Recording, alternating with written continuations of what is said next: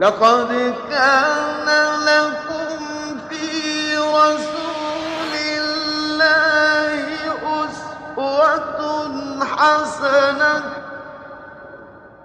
اعوذ باللہ من الشیطان الرجیم بسم اللہ الرحمن الرحیم اللہم صلی علی محمد وعلی آل محمد کما صلیت علی ابراہیم وعلی آل ابراہیم انک حمید مجید اللہم بارک علی محمد وعلی آل محمد کما بارکت علی ابراہیم وعلی آل ابراہیم انک حمید مجید اللہم رب اشرح لی صدری ویسر لی امری واحلل عقدۃ من لسانی یفقہوا قولی۔ ناظرین السلام علیکم۔ جائز کاموں میں حکمرانوں کی اطاعت ضروری ہے اور ناجائز کاموں میں ان کی اطاعت حرام ہے۔ یعنی اب حکمرانوں کی اطاعت کرنے کا مطلب یہ نہیں ہے کہ ہم ہر بات میں ان کی اطاعت کریں۔ جو جائز کام ہے اس میں ان کی اطاعت ہوگی اور جو ناجائز کام ہیں ان میں ان کی اطاعت نہیں ہوگی، کیونکہ بنیادی طور پر اطاعت کس کی ہے؟ اللہ کی۔ ہم اللہ کی اطاعت کے پابند ہیں اور حکمران کی اطاعت بھی ہم نے اس لیے کرنی ہے کہ اللہ نے ان کی اطاعت کا حکم دیا ہے۔ اور ایک بات یاد رکھیے، اگر کسی معاملے میں اللہ کی نافرمانی ہو رہی ہے تو اس کی مخلوق کی اطاعت جائز نہیں ہے، چاہے وہ والدین ہوں، چاہے وہ حکمران ہوں، چاہے وہ شوہر ہو یا چاہے وہ ہمارے سے برتر ہو۔ اصل حکمرانی کس کی ہے؟ اللہ کی۔ اس سلسلے میں ایک اصول یاد رکھیے، لا طاعۃ لمخلوق فی معصیۃ الخالق۔ خالق کی نافرمانی میں مخلوق کی فرما برداری جائز نہیں ہے۔ لہٰذا ہم اپنے والدین کی اطاعت کرتے ہیں، اللہ تعالیٰ نے ہمیں ان کی فرما برداری کا حکم دیا ہے، لیکن یہ فرما برداری بھی اللہ کی اطاعت سے مشروط ہے۔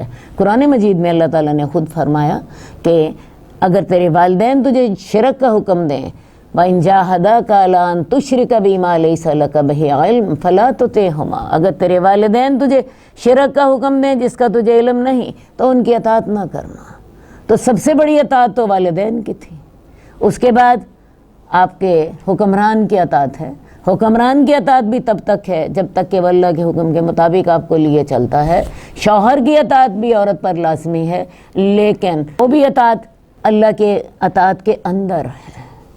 اسی طرح اپنے باس کی اطاعت، اپنے استاد کی اطاعت، یہ ساری اطاعتیں کس کی اطاعت سے مشروط ہیں؟ اللہ کی اطاعت سے۔ اللہ کی فرما برداری اصل مقصود ہے، باقی اس کی شکلیں ڈھیر ساری ہیں۔ اگر ان میں سے کوئی بھی والدین، حکمران، شوہر، آپ کا برتر آدمی آپ سے کوئی بھی آپ کو حکم دیتا ہے، آپ کا استاد حرام کام کا حکم دیتا ہے، آپ اس کی اطاعت کے پابند نہیں ہیں، آپ صرف جائز کاموں میں اطاعت کے پابند ہیں۔ یہاں حکمران کا ذکر آیا تھا، میں نے جنرلی آپ کو سارا بتا دیا کہ آپ والدین کی بھی اگر وہ شرک کا حکم دیں آپ ان کی اطاعت کے پابند نہیں ہیں۔ باقی آپ نے یہ حکم ان کا نہیں ماننا، لیکن باقی سارے معاملوں میں ان کے ساتھ خیر خواہی کیجیے، یہ شرک والا حکم نہ مانیے، ٹھیک ہے؟ قال اللہ تبارک و تعالی یا ایھا الذین آمنوا اطیعوا اللہ واطیعوا الرسول واولی الامر منکم، اے لوگو جو ایمان لائے ہو اللہ کی اطاعت کرو، اللہ کے رسول کی اطاعت کرو اور اپنے حکام کی بھی اطاعت کرو۔ اللہ کی اطاعت مستقل ہے، اللہ کے رسول صلی اللہ علیہ وسلم کی اطاعت بھی مستقل ہے، لیکن جو اولی الامر ہیں، ہمارے حکام ہیں، ان کی اطاعت جو ہے وہ مشروط ہے۔ کس سے؟ اگر وہ صحیح بات کا حکم دیں ان کی بات مانی جائے گی، غلط بات کا حکم دیں نہیں مانی جائے گی۔ دوسری ایک اور بات ہے، یہ جو انداز بیان ہے اس سے آپ کو یہ بھی پتہ چلتا ہے کہ آپ اپنے حکمرانوں سے اختلاف بھی کر سکتے ہو۔ آپ کو یہ حق حاصل ہے کہ اگر حکمرانوں کی کسی بات سے آپ کو اختلاف ہو تو آپ ان سے اختلاف کر سکتے ہیں۔ اللہ کی بات سے تو ہم اختلاف نہیں کر سکتے، اللہ کے رسول کی بات سے تو ہم اختلاف نہیں کر سکتے، لیکن حکمرانوں نے کوئی ہمارے اوپر ایسا حکم جاری کر دیا، ہمیں مسلمان رعایا کو یہ حق حاصل ہے کہ وہ اپنے حکمرانوں سے اختلاف کریں اور اس کا فیصلہ قرآن اور حدیث کی روشنی میں کیا جائے گا۔ اللہ اور اس کے رسول کے احکامات کی روشنی میں جو حق پر ہوگا اس کی بات مانی جائے گی، اور جو حق پر نہیں ہوگا چاہے وہ حکمران ہی کیوں نہ ہو اسے اپنی بات واپس لینی ہوگی۔ حدیث نمبر 663 عبداللہ بن عمر سے روایت ہے، رسول اللہ صلی اللہ علیہ وسلم نے فرمایا مسلمان مرد پر اپنے مسلمان حکمران کی بات سننا اور ماننا فرض ہے، وہ چاہے وہ بات اسے پسند ہو یا ناپسند ہو۔ یعنی ایک آدمی کو بات سننی بھی ہے، اطاعت بھی کرنی ہے، اسی کو کہتے ہیں سمع و طاعہ۔ تو رسول اللہ صلی اللہ علیہ وسلم بیعت لیتے تھے، انہی احکامات پہ بیعت لیتے تھے، تم میری بات سنو گے اور اس کی اطاعت کرو گے، اور اطاعت پسند بات ہوگی تب بھی اطاعت کرو گے، اور ناپسند ہوگی تب بھی اطاعت کرو گے۔ ہم عام طور پر کیا کرتے ہیں، جو بات ہمیں پسند ہوتی ہے وہ مان لیتے ہیں، اور جو ناپسند ہوتی ہے وہ نہیں مانتے۔ تو اصل میں تو آپ نے کسی کی بات تو نہیں مانی، آپ نے تو اپنے دل کی بات مانی۔ آپ کو پسند ہوئی تو آپ نے مان لی، آپ کو نہیں پسند ہوئی تو آپ نے نہیں مانی۔ تو اصل اطاعت کا مطلب ہی یہ ہوتا ہے کہ آپ کو بات پسند ہے تو تب بھی مانو، ناپسند ہے تو تب بھی مانو۔ اگر اپنی مرضی کرنی ہے تو آپ نے تو پھر اپنے دل کی بات مانی، آپ نے کسی کی اطاعت تو نہیں کی۔ یہ بات سمجھ آئی ہے یا نہیں آئی ہے؟ اکثر ہم وہ کام کر لیتے ہیں جو ہمارا دل چاہ رہا ہوتا ہے، اور جو ہمارا دل نہیں چاہ رہا ہوتا ہم نہیں کر رہے ہوتے۔ وہ خواہ شوہر کی بات ہو، خواہ وہ والدین کی بات ہو، خواہ وہ اللہ کی بات ہو، یہ آپ نے کسی کی اطاعت نہیں کی، یہ تو آپ نے اپنی دل کی اطاعت کی، یہ تو آپ نے اپنے نفس کی اطاعت کی۔ صحیح ہے؟ تو اس لیے اطاعت ہوتی ہی وہ ہے جو آپ کو پسند ہے تو تب بھی مانے، نہیں پسند ہے تو تب بھی مانے۔ تو ہر مسلمان پر بات سننا اور اطاعت کرنا لازم ہے، اس کو جو بات پسند ہو یا ناپسند ہو، مگر یہ کہ اس کو گناہ کا حکم دیا جائے۔ پس اگر اس کو گناہ کا حکم دیا جائے تو نہ تو اس کی بات سننی ہے اور نہ ہی بات ماننی ہے۔ تو لہٰذا یہ سمع و اطاعت کا حکم یہ کس کے لیے ہے؟ جہاں جائز بات ہو رہی ہے۔ یہاں پہ تو صرف اتنا ہے کہ جو اس کو پسند ہے اور ناپسند ہے۔ دوسری حدیثوں میں یہ بھی آتا ہے حالت تنگی کی ہے یا حالت خوشحالی کی ہے، ہر حال میں بات ماننی ہے۔ خوش ہو وہ کام کر کے تو آسانی سے کر لو گے، یا وہ کام مشکل سے کرو گے، تمہیں بات ماننی ہے۔ اطاعت کا مطلب ہی ہے۔ اور اگر اللہ کی نافرمانی کا حکم دیا جائے تو نہ تو بات سننی ہے اور نہ ہی اطاعت کرنی ہے۔ حدیث نمبر 666 حضرت انس سے روایت ہے، رسول اللہ صلی اللہ علیہ وسلم نے فرمایا سنو اور اطاعت کرو، اگرچہ تم پر کسی حبشی غلام ہی کو حاکم مقرر کر دیا جائے، گویا کہ اس کا سر انگور ہے۔ انگور جو ہے اب دیکھیں چھوٹا سا ہوتا ہے، انسان کا سر تو اتنا بڑا ہوتا ہے، انسان کے سر کے مقابلے میں انگور اتنا سا ہوتا ہے، ٹھیک ہے؟ تو ایک حاکم ہے اور وہ غلام ہے، غلام ہونے کے ساتھ وہ حبشی بھی ہے، کالے رنگ کا بھی ہے، اور اس کے ساتھ اس کا سر بھی چھوٹا سا ہے۔ مراد یہ ہے کہ اگر اس کی ظاہری پرسنالٹی نہیں بھی اچھی، غلام ہے، اس کا سٹیٹس نہیں بھی اچھا، رنگ بھی کالا ہے، آپ کو پتہ ہے انسان کو کالا رنگ کبھی بھی پسند نہیں ہوتا، گورا رنگ ہمیشہ پسند کیا جاتا ہے، تو اس کا رنگ بھی کالا ہے اور اس کا سر بھی چھوٹا سا ہے انگور کی طرح، اس کے باوجود اگر وہ حاکم مقرر ہو گیا تو تم نے اس کی اطاعت کرنی ہے جب تک وہ تمہیں صحیح راستے پر لے چلے۔ حدیث نمبر 670 عن عبداللہ ابن مسعود رضی اللہ تعالیٰ عنہ قال رسول اللہ صلی اللہ علیہ وسلم، از عبداللہ بن مسعود سے روایت ہے، رسول اللہ صلی اللہ علیہ وسلم نے فرمایا میرے بعد خود غرض حکمرانی ہوگی، یعنی لوگ سارے مفادات خود ہی سمیٹ لیں گے اور دوسروں کو تم پر ترجیح دیں گے۔ اس کے علاوہ ایسے بھی معاملے ہوں گے جنہیں تم برا سمجھو گے۔ صحابہ نے عرض کیا یا رسول اللہ، آپ اس شخص کی بابت ہمیں کیا حکم دیتے ہیں جو ہم میں سے یہ زمانہ پا لے؟ یعنی اللہ کے رسول صلی اللہ علیہ وسلم نے اپنی امت کو مستقبل کے فتنوں کی خبر دی، اور آپ نے فرمایا کہ میرے بعد ایسے حکمران آئیں گے جو مفاد پرست ہوں گے، جو اپنوں کو تم پر ترجیح دیں گے، جو اقربا نوازی کریں گے، جو کرپشن کریں گے، جو سارا مال خود ہی سمیٹ لیں گے، ٹھیک ہے جی؟ تو صحابہ نے پوچھا یا رسول اللہ پھر ہم کیا کریں اس وقت؟ تو آپ نے فرمایا تم وہ حق ادا کرنا جو تمہارے ذمہ ہے، اور جو تمہارے حقوق حکمرانوں کے ذمہ ہیں ان کا سوال تم اللہ سے کرنا۔ اب حکمران تو آپ سے یہ کہ میری بات مانو ہیں، اور آپ کے ساتھ خیر خواہی بھی نہ کرے، خود غرضی کرے، دوسروں کو آپ پہ ترجیح دے، انصاف بھی نہ کرے، تو پھر کیا کرنا چاہیے؟ بات پھر وہی ہے کہ تم اس کی بات مانتے رہو، ان کی بات سنو۔ ان کی ذمہ داری یہ تھی کہ وہ اپنی ذمہ داری پوری کرتے، انہوں نے اپنی ذمہ داری پوری نہیں کی، لیکن تم اپنی ذمہ داری پوری کرو، تم ان سے بغاوت نہ کرو، تم ان کی بات مانتے رہو۔ تمہاری جو ذمہ داری ہے وہ تم اپنی پوری کرتے رہو، انہوں نے اپنی ذمہ داری نہیں اٹھائی، وہ ان کی ذمہ داری ہے۔ اصل بات یہ ہے کہ اگر آپ حکمرانوں کے خلاف بغاوت کر دیتے ہیں، حکمرانوں کی بات نہیں مانتے، تو اس کے ساتھ معاشرے میں بہت زیادہ فساد پیدا ہوتا ہے، اور یہ فساد آخری حد تک کوشش کرنی چاہیے کہ یہ فساد نہ ہو۔ ہاں، جب حد ہو جائے، واضح کفر سامنے نظر آ جائے، کسی حکمران کی واضح غلطیاں نظر آ جائیں، تو پھر ان کے خلاف خروج بھی کیا جا سکتا ہے۔ عام طور پہ حکمرانوں کی اطاعت کی جانی چاہیے۔ حدیث نمبر 671 حضرت ابو ہریرہ سے روایت ہے، رسول اللہ صلی اللہ علیہ وسلم نے فرمایا، جس نے میری اطاعت کی اس نے اللہ کی اطاعت کی، اور جس نے میری نافرمانی کی اس نے اللہ کی نافرمانی کی۔ رسول کی اطاعت اللہ کی اطاعت ہے، اور رسول کی نافرمانی اللہ کی نافرمانی ہے، کیونکہ اللہ نے ہی اپنے رسول کو بھیجا ہوتا ہے۔ اور قرآن مجید واضح طور پہ کہتا ہے جو رسول کی فرما برداری کرتا ہے وہ اللہ ہی کی فرما برداری کرتا ہے۔ بلکہ اللہ تعالیٰ تو یہاں تک بھی کہتے ہیں کہ اگر تم چاہتے ہو کہ اللہ تم سے محبت کرے تو رسول کی پیروی کرو۔ ان کنتم تحبون اللہ فاتبعونی یحببکم اللہ۔ تو جس نے میری نافرمانی کی اس نے اللہ کی نافرمانی کی، اور جس نے حاکم کی اطاعت کی اس نے میری اطاعت کی، اور جس نے حاکم کی نافرمانی کی اس نے میری نافرمانی کی۔ یہ حدیث بھی واضح کر رہی ہے کہ ہمیں آخری حد تک بھی معاشرے میں فساد پیدا کرنے کی صورت سے بچنا چاہیے۔ عہدہ اور منصب کا سوال کرنے کی ممانعات، اور جب کوئی عہدہ متعین یا کوئی حاجت اس کا تقاضا نہ کرے تو حکومتی مناصب کو چھوڑ دینا بہتر ہے۔ اسلام ہمیں اس بات کی ترغیب دیتا ہے کہ انسان عہدے کے پیچھے نہ پڑے۔ ہاں، اگر اس کو عہدہ مل جائے اور وہ اس کی صلاحیت اپنے اندر پاتا ہو تو اس کو چاہیے کہ اس کو قبول کر لے، ورنہ اگر حاجت اس کا تقاضا نہ کرے، اس کی ضرورت نہ ہو، تو حکومت کے عہدوں کو چھوڑ دینا بہتر ہے۔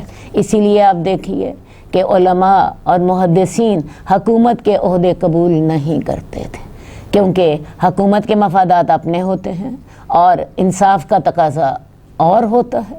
اسی لیے علماء حکومت کے مناصب کو قبول نہیں کرتے تھے۔ تو لہٰذا عہدہ اور منصب کا خود سوال نہیں کرنا چاہیے، خود ان کے پیچھے نہیں پڑے۔ ہاں، اگر آپ کے سپرد کر دیا جائے، آپ اس کی صلاحیت بھی اپنے اندر پاتے ہوں، تو پھر اس کو قبول کر لیجئے، ٹھیک ہے۔ اور اگر ایسا معاملہ نہ ہو تو حکومتی عہدوں سے علیحدہ ہی رہیں، کیونکہ وہاں بعض اوقات ظلم اور زیادتی کا امکان زیادہ ہوتا ہے، کیونکہ حکومت کے میں نے آپ کو بتایا اپنے مفادات ہوتے ہیں، اور جب انسان حکومت کا عہدہ قبول کر لیتا ہے تو اسے ان احکامات کو قبول کرنا پڑتا ہے جو اسے حکومت کی طرف سے دیے جاتے ہیں۔ قال اللہ تبارک و تعالی تلک الدار الآخرۃ نجعلها للذین لا یریدون علوا فی الارض ولا فسادا والعاقبۃ للمتقین۔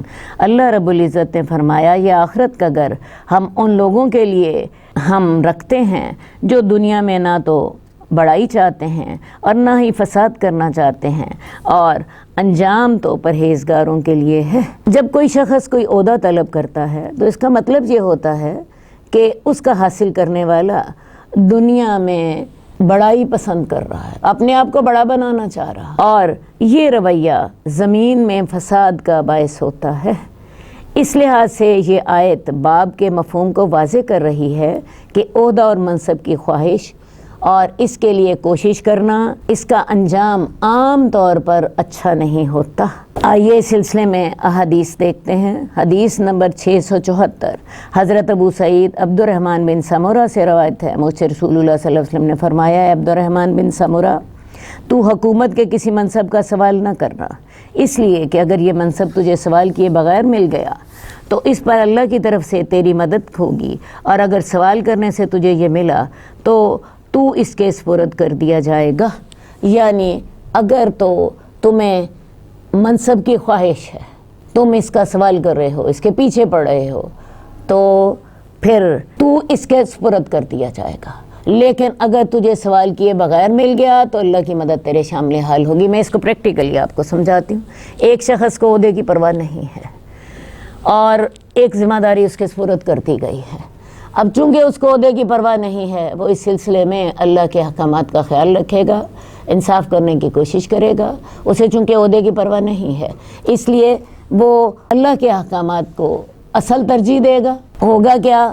اللہ کی مدد اس کے ساتھ ہوگی۔ لیکن جس شخص کو عہدے کی ضرورت ہوگی وہ حکام کی ناجائز باتیں بھی مانے گا، جائز بھی مانے گا، کیونکہ اس کو اصل میں اپنی کرسی کی ضرورت ہوتی ہے۔ میری نوکری نہ چلی جائے۔ آج سب سے بڑا مسئلہ لوگوں کے لیے یہ ہوتا ہے کہ میری نوکری ختم نہ ہو جائے، اور اس نوکری ختم نہ ہونے کی وجہ سے وہ حکام کی رشوتیں بھی قبول کرتے ہیں، حکام کی کوتاہیوں کو بھی نظر انداز کرتے ہیں، حکام نے جتنی خرابیاں کی ہوتی ہیں وہ ساری کی ساری نظر انداز کر دیتے ہیں۔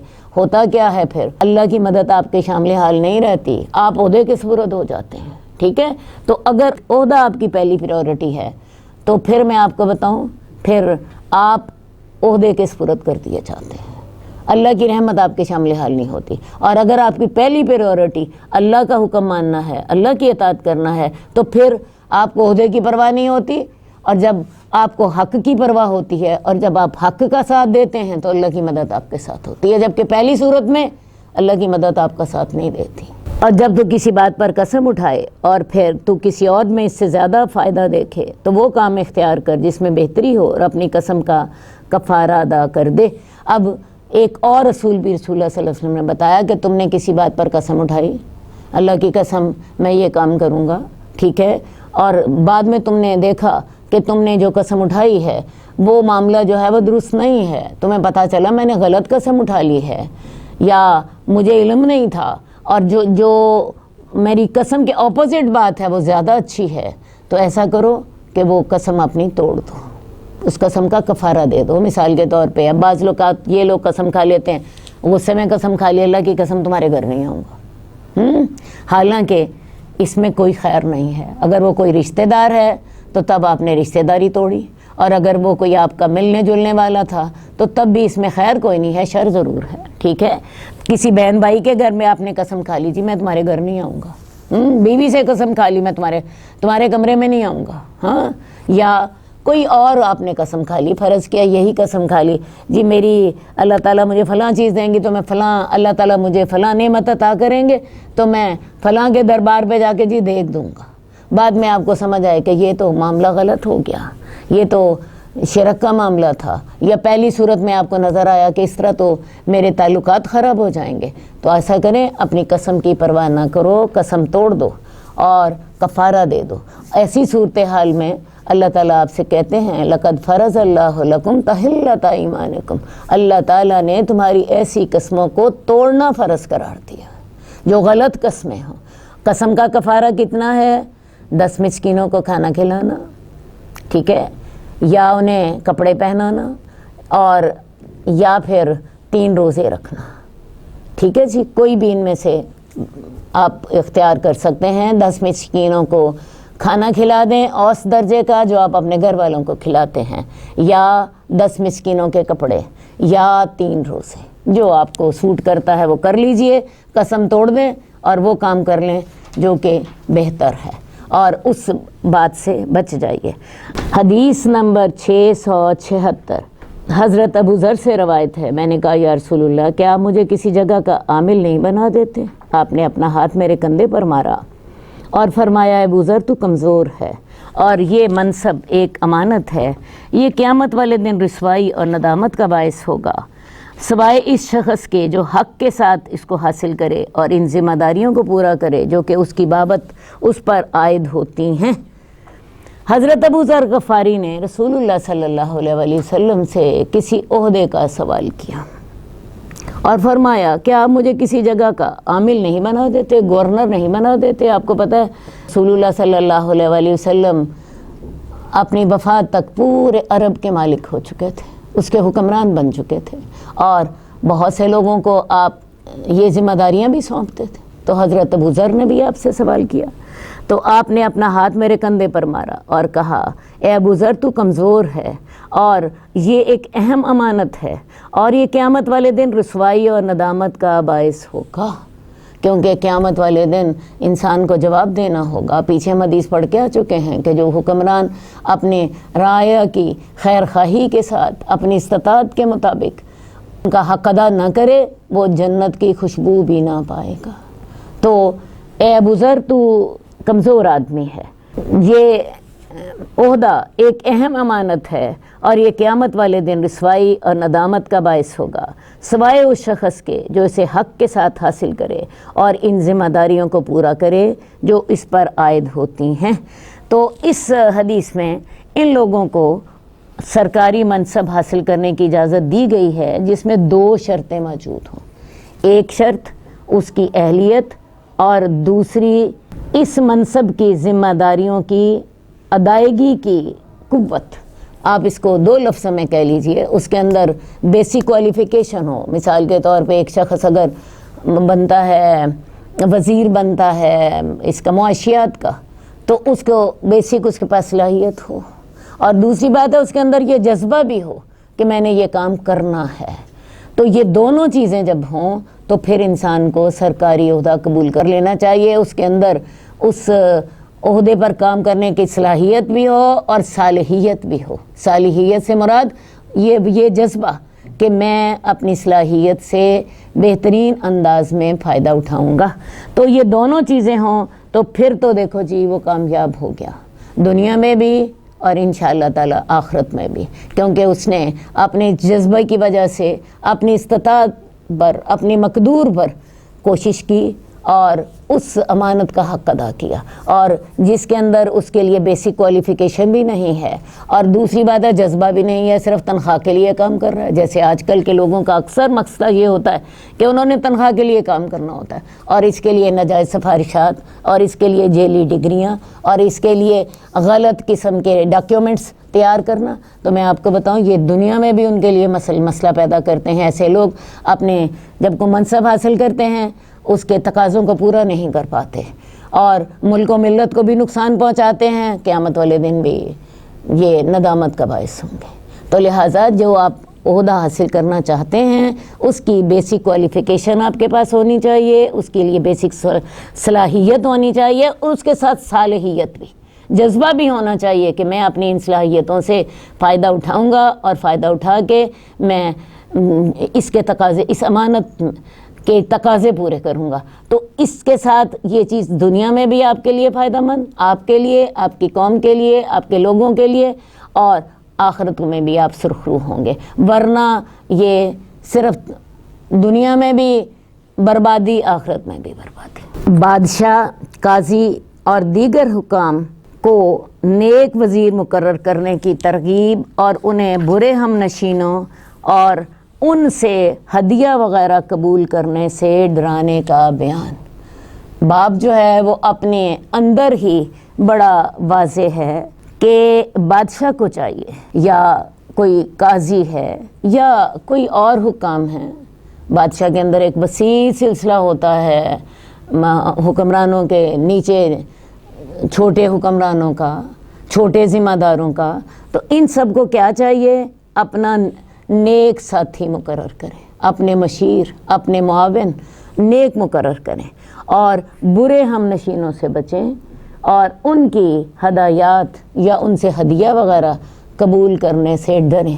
اصل بات ہے کسی حکمران کی اگر ٹیم اچھی ہوتی ہے، نیک لوگوں کی اور باصلاحیت لوگوں کی ہوتی ہے، تو آپ یہ دیکھیں وہ دنیا میں بھی کامیاب ہوتا ہے، اور اگر اس کی ٹیم صرف خوشامد پسند ہو، صرف جو ہے ان سے مفاد پرست ہو، ان سے صرف اپنے مفاد حاصل کرے اور ان خوشامد کر کے ان کو خوش کر دے، انہیں حالات کا صحیح جائزہ نہ ان کے سامنے پیش کرے، تو ایسا حکمران دنیا میں بھی ناکام ہوتا ہے اور اللہ کے ہاں بھی وہ اس چیز کی سزا پائے گا۔ قال اللہ تبارک و تعالی الاخلاء یومئذ بعضهم لبعض عدو، دوست ایک ان کا دوسرے کے لیے دشمن ہوگا، الا المتقین، مگر پرہیزگار لوگ۔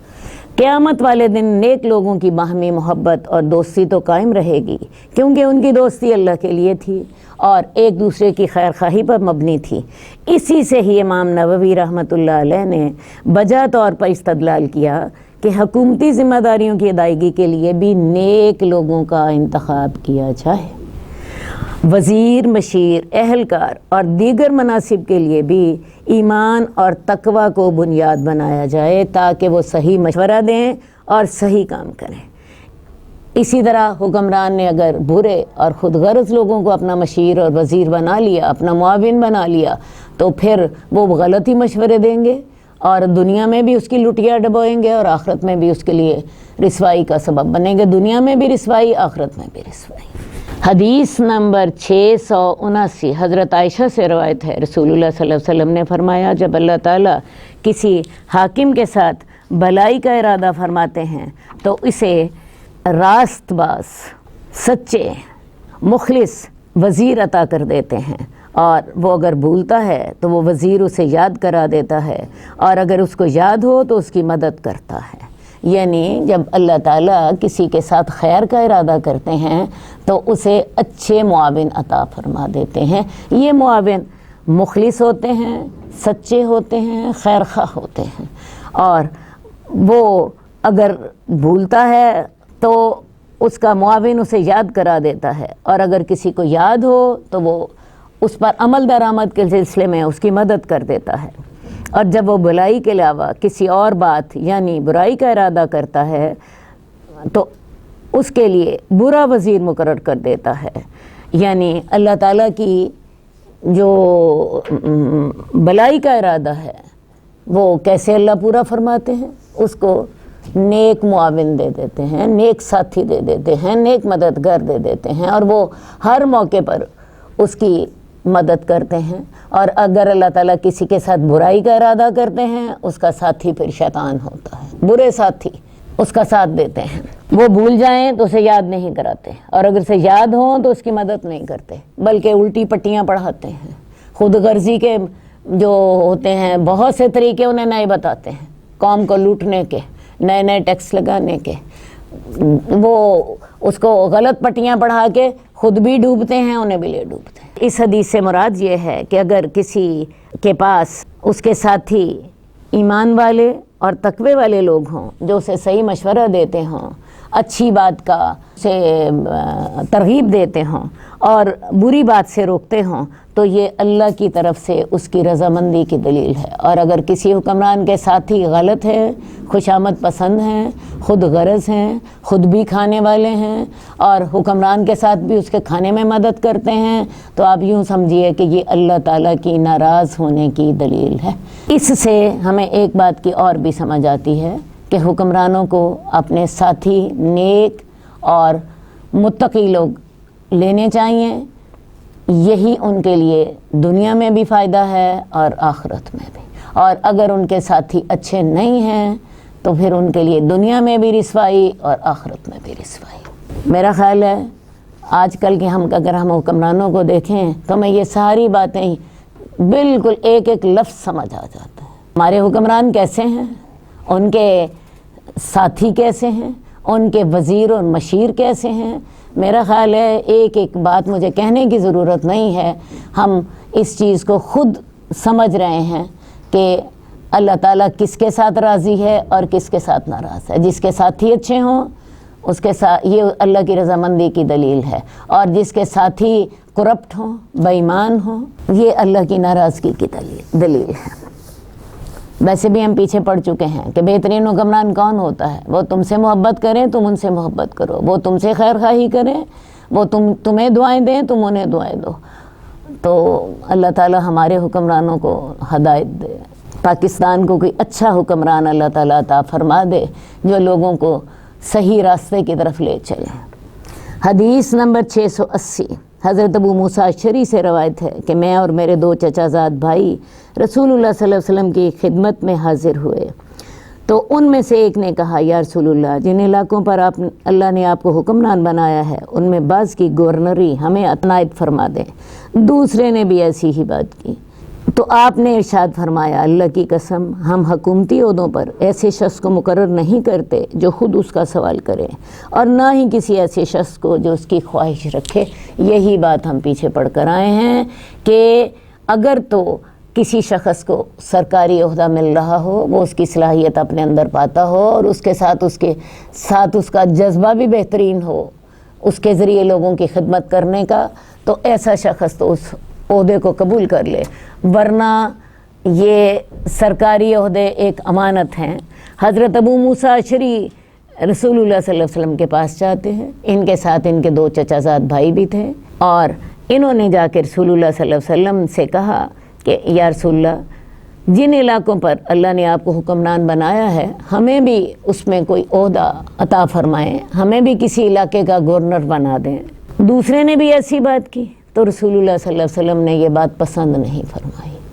آپ نے کہا کہ ہم حکومتی عہدوں پر ایسے شخص کو مقرر نہیں کرتے جو خود اس کا سوال کرے اور اس کی خواہش رکھے، کیونکہ ایسے لوگ بالعموم اپنے ذاتی مفادات کے لیے عہدوں کو حاصل کرتے ہیں جن سے عام لوگوں کے مفادات کو نقصان پہنچتا ہے، جبکہ حکومت کا مقصد تو عام لوگوں کو فائدہ پہنچانا ہوتا ہے، نہ کہ چند مراعات یافتہ مخصوص لوگوں کو یا حکومتی منصب پر فائز لوگوں کو۔ اب ہمارے ہاں کیا ہوتا ہے، وہی ایک خاندان ہے، وہ اپنے خاندان کو فائدہ پہنچاتا جاتا ہے، وہی حکمران بار بار حکومت میں آتے جاتے ہیں، ایک حکمران کی باری پہ ایک دفعہ ہوتی ہے، دوسرے حکمران کی باری دوسری دفعہ ہوتی ہے۔ اب دیکھ لیجئے 3 جماعتیں ہیں، پہلے پیپلز پارٹی تھی، اسی کی حکومت چلی آ رہی تھی، پھر نواز شریف صاحب 3 دفعہ حکمران بنے، وہی پارٹی چلی آ رہی ہے، اب تحریک انصاف آئی ہے،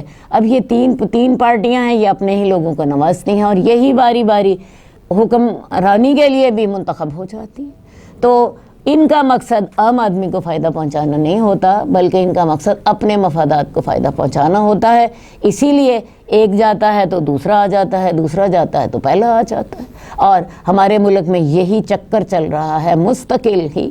تو حکومت کا مقصد عام آدمی کو فائدہ پہنچانا ہے، نہ کہ چند مراعات یافتہ مخصوص لوگوں کو۔ اللہ تعالی ہمیں یہ سارا کچھ سمجھنے کی توفیق دے۔ حدیث اس طرح بات کو واضح کر دیتی ہے، یوں نقشہ ہماری حکومت کا ان حدیثوں میں سامنے آتا ہے کہ لگتا ہے کہ ہمارے ماحول کے بارے میں ہی بات ہو رہی ہے۔